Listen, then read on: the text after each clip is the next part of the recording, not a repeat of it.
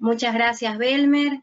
Buenas noches con todos los participantes. Nos encontramos en la tercera sesión de este curso de responsabilidad civil, ¿no? En las anteriores sesiones ya hemos desarrollado los aspectos claves, las estrategias de defensa que se tienen que tener en consideración en el marco de un proceso de responsabilidad civil, tanto en el ámbito contractual como en el ámbito extracontractual. Hemos visto cómo tiene que desarrollarse no solamente los aspectos sustantivos, sino también los aspectos formales, los aspectos también del propio comportamiento o conductas que tienen que asumir las partes en un proceso, ¿no?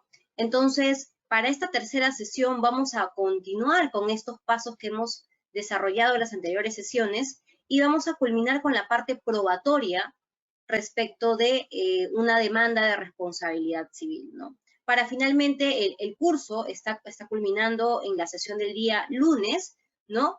Y vamos a analizar casuística importante también relacionada a temas de responsabilidad civil.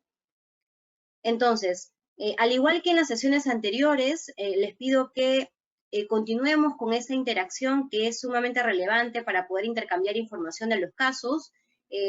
Tengan en consideración que he recibido, les comento a los participantes, muchos correos electrónicos que me han estado haciendo llegar por diferentes vías, a través de mis redes sociales y de mi correo también.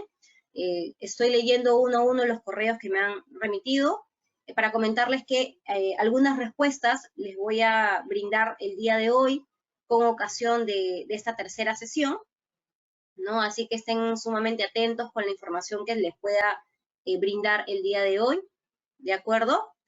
Todo ello involucrado a los casos que me han estado comentando, ¿no? En la medida que sea posible y que esté acorde con la temática del curso, vamos a poder desarrollarlos y también poder intercambiar estas ideas con los demás participantes que son estudiantes, que son jueces, operadores jurídicos, ¿no? Todos los miembros de la comunidad jurídica en general. Entonces, vamos a iniciar la sesión de hoy, que empieza en la elaboración de la contestación de demanda. Yo tengo aquí el chat, también lo voy a tener a la mano para poder ir revisando con todos ustedes, porque es importante precisamente tener esta interacción precisamente en la elaboración de la contestación de demanda, ¿no?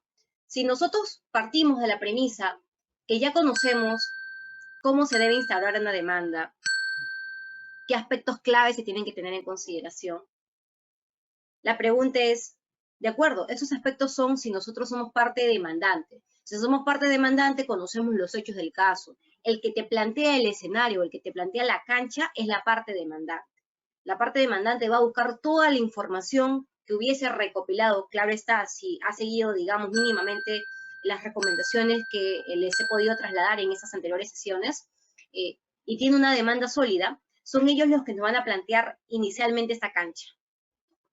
La pregunta aquí es cómo contestar adecuadamente una demanda en materia de responsabilidad civil, ¿no?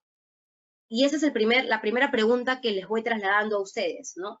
Si ustedes ahora ya no son parte demandante, ustedes son abogados de la parte demandada. De repente al cliente, como bien se sabe, la parte demandante interpone una demanda, coloca la dirección de la persona que va a notificar, le llega a su domicilio consignado en el documento nacional de identidad, ¿no? O persona jurídica, dependiendo de dónde ejerce sus actividades o sus domicilios fiscales y demás. Llega la demanda, se emplaza debidamente con la demanda y el cliente recién, en ese momento, o el potencial cliente se pone en contacto con ustedes, ¿no? Tengo una demanda en mi contra y quiero contestar la demanda. Y yo les pregunto, ¿qué es lo primero que ustedes realizan cuando el cliente les indica que le han corrido traslado de una demanda? Y yo los voy a leer, por favor, en el chat, ya lo tengo aquí visible. ¿Qué es lo primero que se hace cuando el cliente les indica a ustedes que tienen una demanda?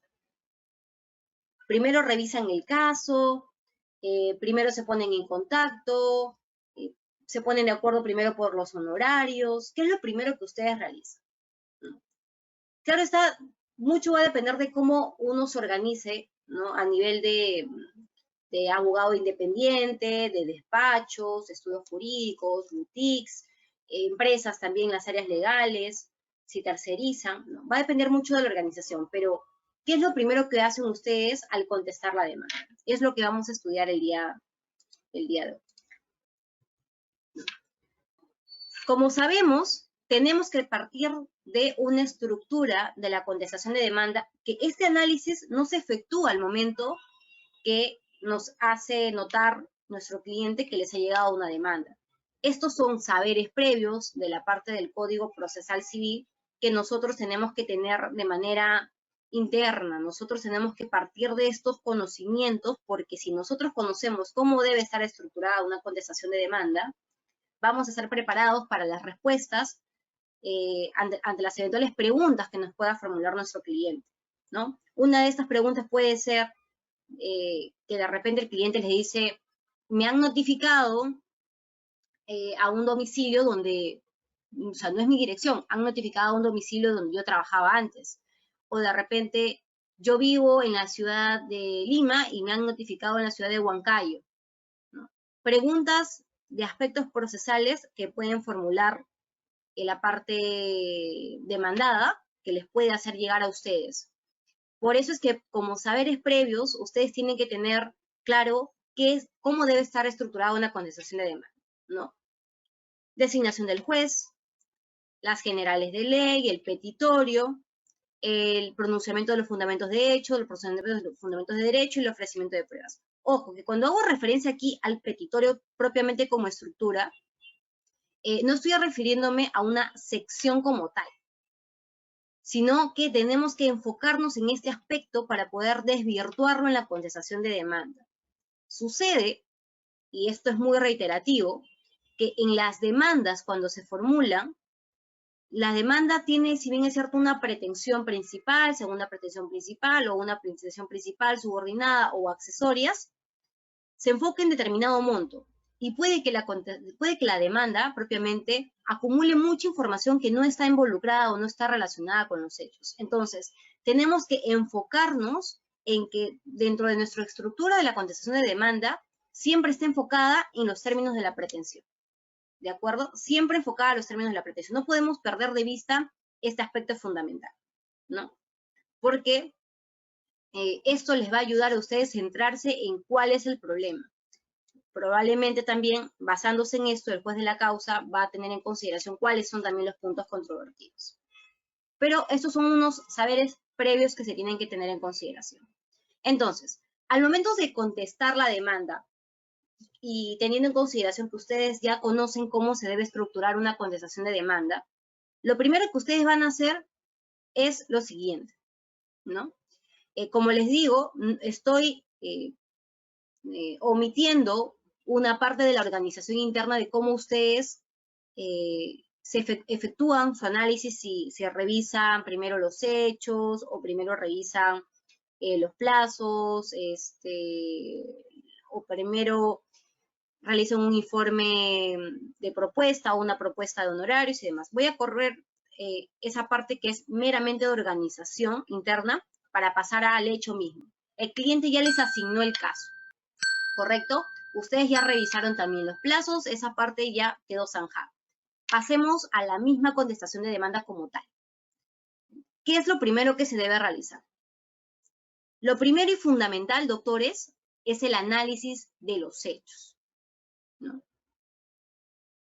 Si una demanda es una demanda de 10 folios, 15 folios, 20 folios, vamos a poder identificar de manera más rápida los hechos del caso. Pero ojo, doctores, por experiencia les puedo comentar que en muchos de los casos, y quizás se pueda volver práctica de aquí a algunos años más, ya me ha sucedido que he podido ser contraparte y he verificado que en algunos lugares ya se está proyectando de esa manera, las demandas no solamente son cortas, sino que puede que se mencionen que en el análisis de los hechos solamente algunos aspectos que para ustedes podría ser plasmado en una hoja, en 2 hojas. Y entonces ustedes indican, ¿Y dónde están los hechos? ¿Qué están haciendo ahora? Están haciendo una remisión automática a los medios de prueba. Esto en realidad no es tan didáctico por cuanto se omite mucha información que sí debe tener en consideración al juez de la causa. En los hechos del caso de una demanda se tiene que atender a una cronología del caso hasta llegar al momento del evento dañoso y la parte posterior, ¿no? El antes, el durante y el después. Esa cronología tiene que ser respetada en una demanda. Pero si esto no fue respetado y a ustedes les han corrido traslado de una demanda que no tiene esta información, es altamente probable que el proceso se les torne más complejo al momento de contestar la demanda, porque lo que viene a continuación es el análisis de los medios de prueba para poder ir identificando el análisis de los hechos. Uno. Otra modalidad que se está recurriendo también de manera no tan idónea es que se hace mención, se parte de la premisa del evento dañoso y se omite informar cuándo ocurrió, dónde ocurrió, qué pruebas se tienen al respecto. Se inicia la segunda sección, por ejemplo, de los fundamentos de derecho, haciendo análisis de los elementos de la responsabilidad civil y lamentablemente solamente se indica, ¿no?, que los daños ascienden a tal cantidad y las pruebas han sido ofrecidas, el monto asciende a tal concepto, pero no se indica, digamos, a modo de un cuadro o un Excel o algo que se adjunte que permita a ustedes hacer esa sumatoria. Nuevamente, estos aspectos, al haber sido omitidos por la parte demandante, les va a generar a ustedes mayor complejidad porque van a tener que efectuar una labor de búsqueda de los medios de prueba que han sido ofrecidos por la parte demandante y verificar si el monto indicado en la parte de la demanda se ajusta a lo señalado en los medios de prueba o probado en los medios de prueba supuestamente, pero que ascienden a un monto indemnizatorio precisado en la parte de los fundamentos de derecho, por ejemplo. Entonces, si a ustedes ya se les ha asignado una demanda, primero tienen que analizar los hechos. Cuando analicen los hechos del caso, lo recomendable es agruparlos. Si en los hechos del caso se hace referencia a dos conductas antijurídicas, agrupen estas conductas antijurídicas. Luego de leer ustedes correctamente la contestación de demanda, agrupar esta información, tienen que pasar al segundo paso. ¿Cuál es este? La recopilación de la información.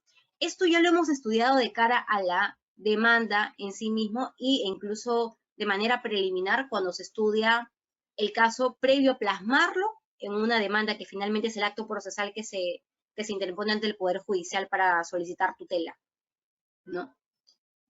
¿Cómo se debe entender la recopilación de información de cara a una contestación de demanda? Entonces, doctores, ¿no? No se trata aquí necesariamente de pedir toda la información o llenarnos de información para poder conocer los hechos de manera completa. Ojo, ¿y por qué me refiero? Como les decía de manera inicial, la parte demandante pone la cancha, ¿no? Ellos son los que precisan cuál es la pretensión de la demanda, cuál es el monto indemnizatorio, cuáles son las pruebas del caso. Entonces, ¿qué es lo primero que debemos hacer nosotros como abogados? Primero debemos enfocarnos en los términos redactados en la demanda. Sección fundamentos de hecho, ya las agrupamos, dos secciones, dos conductas antijurídicas, lo que implica el análisis de los elementos de la responsabilidad civil por partida doble. ¿Qué significa esto? Que tengo que tener información relacionada a estas conductas antijurídicas alegadas por la parte demandante en dos bloques. Esto como información primordial, principal. ¿Y por qué hago referencia a que puede que en este tipo de casos no sea necesario tener toda la información completa? Uno, atendiendo a los plazos. Ustedes bien saben que los procesos judiciales son procesos abreviados, sumarísimos, de conocimiento. ¿Qué implica esto? Que los plazos pueden ser plazos muy cortos para poder contestar la demanda y plazos sumamente largos que sí les va a permitir recopilar mayor información. Son únicamente ustedes los que van a tener que verificar si están en la posibilidad de poder tener mayor información. Pero la información que sí o sí ustedes tienen que tener para poder contestar la demanda es información relacionada a lo que planteó la parte demandante en su pretensión, en los fundamentos de hecho ya agrupados por ustedes, en los fundamentos de derecho también agrupados por ustedes, en los medios de prueba. Si nosotros, digamos, tenemos a nuestro cliente, el cliente nos pasa la demanda y le decimos al cliente, sí, pásanos toda esta información y estamos a 1 o 2 días y no tenemos la información del caso, ¿cómo vamos a contestar la demanda? ¿No? Claro está que esto también es responsabilidad del cliente si no ha proporcionado esta información. Sé que a muchos de los aquí presentes en algún momento les ha ocurrido que de repente el cliente, ¿no?, llega hacia ustedes, les indica, doctor, me acaba de llegar un caso de contestación de demanda, ustedes revisan el plazo y de repente la contestación de demanda vence mañana, pasado, digamos, en el mejor de los escenarios, una semana. Pero entonces ustedes van a tener que efectuar una labor no solamente jurídica, sino también de nivel organizativo que les permita a ustedes tener la información clave para poder contestar la demanda en este menor tiempo posible. Esto, como les digo, independientemente de la responsabilidad del propio cliente de haber llegado a ustedes de manera tardía, si ese fuese el caso, o haber llegado con la información incompleta, si ese fuese el caso, ¿no? Ustedes pueden cumplir con solicitar toda la información que requieran del caso, pero sí es importante que le hagan llegar al cliente también que de toda la información global que hubiesen necesitado, algunas piezas son más importantes por los plazos tan cortos que se puedan tener, ya sea porque se les ha asignado de manera tardía o ya sea porque los plazos, de acuerdo al Código Procesal Civil, no les son tan favorables, ¿no? Entonces, primero, analizan los hechos, agrupan los hechos de la demanda, teniendo esa consideración, pasan a la sección de recopilación de información, teniendo en claro sobre todo sus plazos, la información vital para poder contestar los términos de la demanda y si tuviesen información adicional que les permita ampliarla, bienvenido sea. Pero siempre tendrá que existir un balance en ese tipo de casos, dependiendo precisamente de los plazos con los que se cuenta. Porque claro, la parte demandante, atendiendo a los plazos de prescripción, pueden tener para poder recopilar la información y atendiendo también a otros tipos de factores, 2 años o 10 años. En cambio, en la contestación de demanda, ¿no?, si la otra parte pensó que nunca se le iba a interponer una demanda en su contra, pues los plazos son sumamente cortos. La recopilación de la información es vital. Primero, la información atendiendo al análisis de los hechos, y la segunda, información general, un poco más amplia. También podrían solicitarla, pero siempre y cuando tengan en consideración o le reporten al cliente, ¿no? Yo necesito toda esta información, pero si tú no cuentas con esta información en este momento, atendiendo que la demanda vence, la contestación de demanda vence mañana, mínimamente necesito que destines todos tus esfuerzos a obtener solamente esta información para este momento. Y sin perjuicio de ello, que les remitan la otra información que ustedes puedan solicitar, porque siempre es importante tener todo el panorama completo del caso.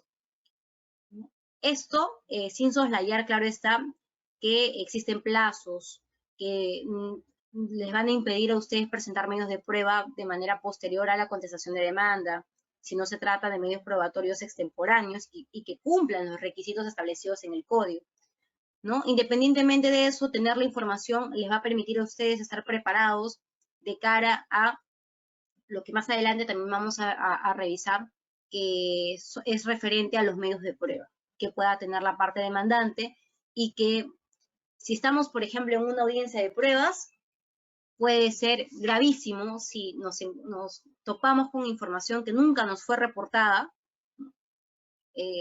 recién en la sección de la audiencia de pruebas, ¿no?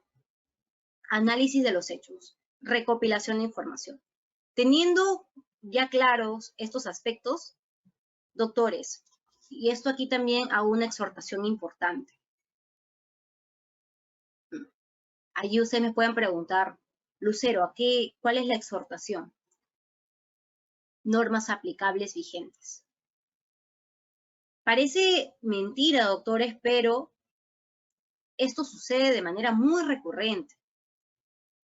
La parte demandante o la parte demandada